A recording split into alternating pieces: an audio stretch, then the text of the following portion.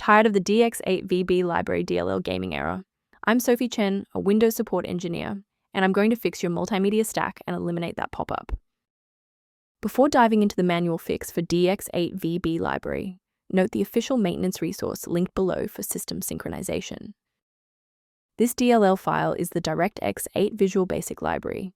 It provides a bridge that allows legacy applications written in Visual Basic 6.0 to access the graphics and sound features of the DirectX 8 engine on Windows. Now let's dive into the solution, starting with a standard reinstallation. The Dx8vb library DLL is commonly required by games and graphics applications.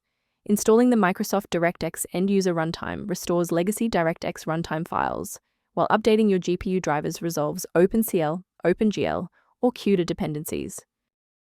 If the redistributable repair didn't resolve the pop-up, the next logical step is to analyze the local environment for process conflicts. If your system has been running for an extended period, a reboot might be necessary to resync your background processes and clear any temporary locks on the Dx8vb library file.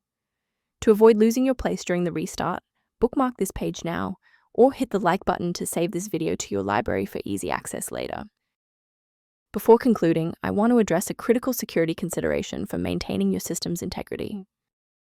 The risk of a blue screen of death increases significantly when you attempt to manually swap out files like the Dx8vb library DLL in your System32 folder.